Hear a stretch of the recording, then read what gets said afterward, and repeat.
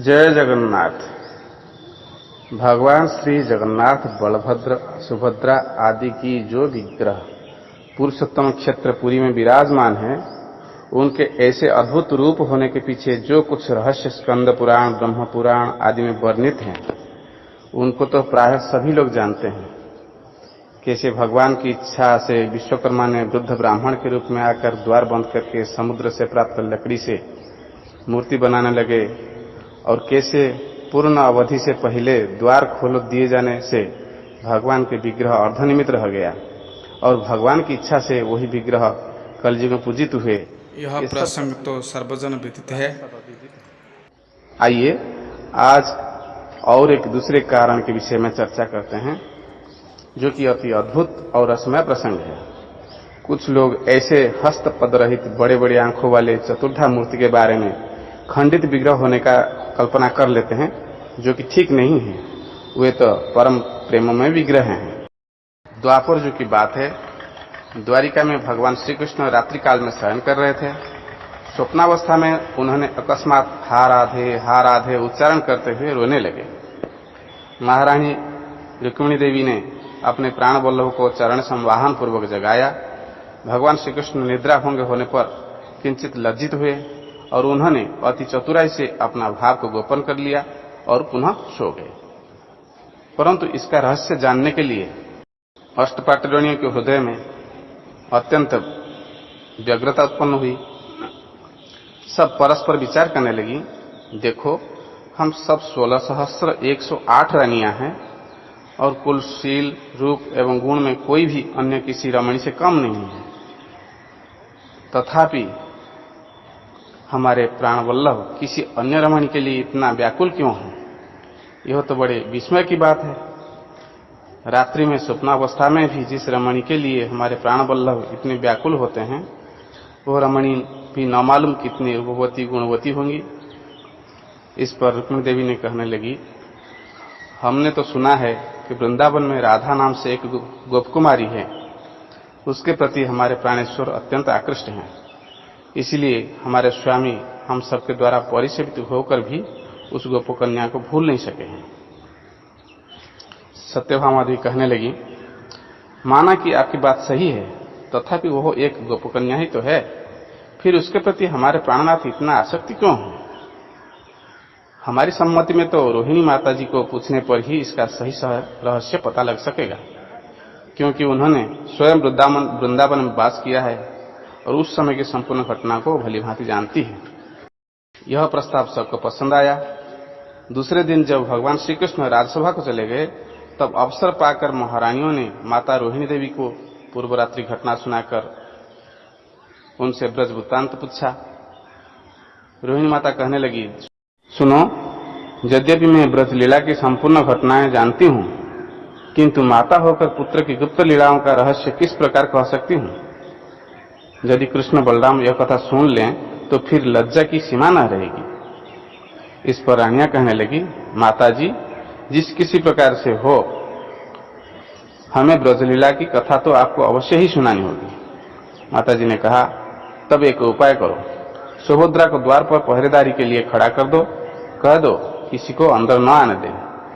यहां तक कि स्वयं कृष्ण बलराम भी आए तो उन्हें भी कदापि भीतर न आने दिया जाए, तब जाकर मैं निसंकोच होकर ब्रजलीला का वर्णन कर पाऊंगी। रोहिणी माता का आदेश पालन किया गया। महिष वृंद माताजी को चारों ओर से घेर कर बैठ गईं और माताजी ने सुमधुर ब्रजलीला वर्णन प्रारंभ किया।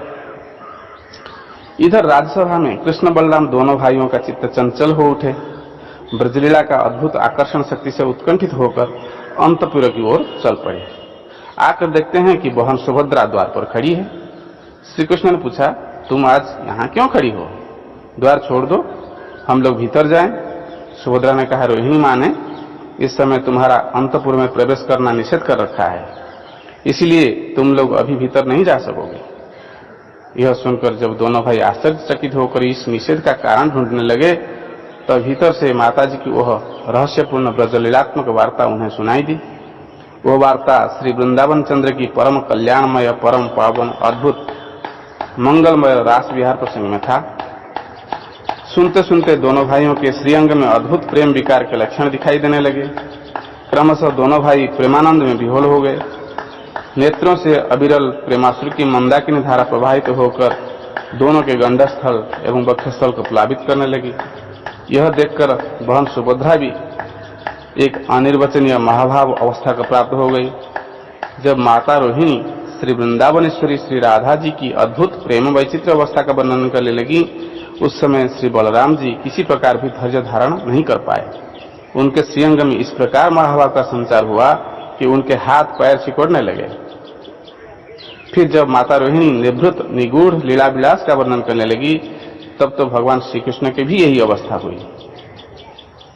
दोनों भाइयों की यह अद्भुत अवस्था देखकर सुभद्रा देवी की भी यही अवस्था हुई। तीनों ने अपार महाभाव सिंधु में निमज्जित होकर निश्चल स्थावर प्रतिमूर्त स्वरूप परिलक्षित होने लगे। निश्चल निर्वाक स्पंद रहित महाभाव अवस्था। आयुधराज श्री सुदर्शन ने भी विगलित होकर लंबित आकार धारण कर लिए। इसी समय अचानक देवर्षि नारद जी भगवत दर्शन के अभिप्राय से द्वारिका में उपस्थित हुए। उन्होंने राजसभा में जाकर सुना कि रामकृष्ण दोनों भाई अंतपुर पधारे हैं। देवर्षि जी की तो सर्वत्र अबाध गति है ही।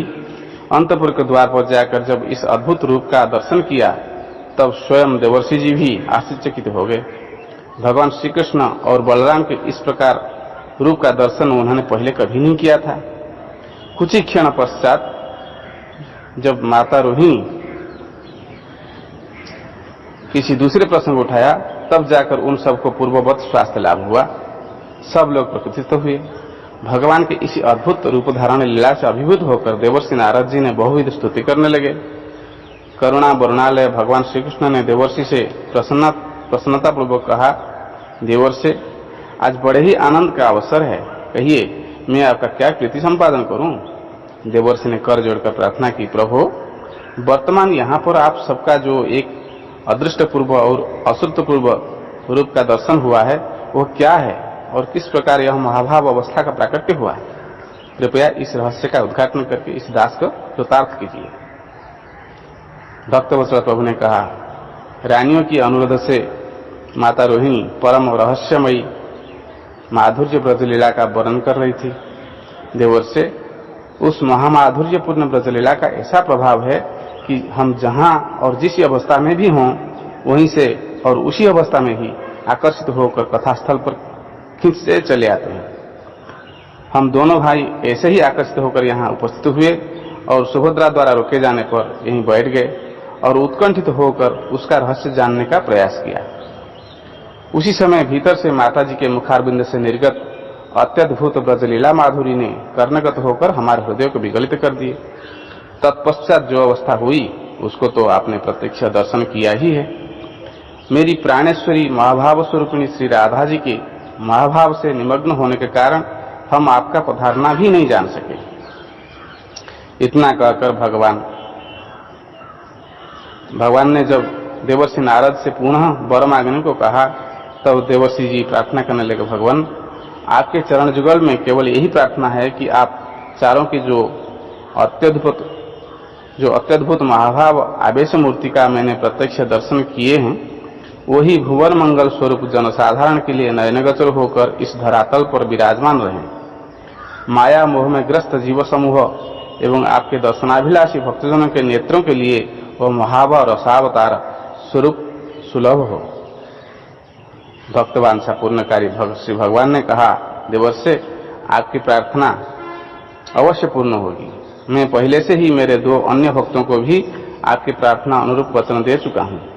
भक्त चूड़ामणि महाराज इंद्रद्युम्न और परम भक्ति स्वरूपिणी श्री विमला देवी को मैंने वचन दिया है कि हम चारों ने इस स्वरूप में आगामी कलियुग में लवण समुद्र तटवर्ती श्री नीलाचल क्षेत्र में अवतीर्ण होकर विद्यमान रहेंगे। इसके बाद श्री नारद जी कृतार्थ होकर भगवान के गुण गान करते हुए चले गए और उनके प्रार्थना के फलस्वरूप साक्षात श्री कृष्ण, बलराम, सुभद्रा एवं सुदर्शन ही श्री नीलाचल क्षेत्र को महिमा मंडित करते हुए कलियुग में हम लोगों को दर्शन दे रहे हैं। यही था भगवान श्री जगन्नाथ जी के स्वरूप के रहस्य। फिर कभी अवसर पाकर किसी और प्रसंग का भी चर्चा करेंगे। धन्यवाद।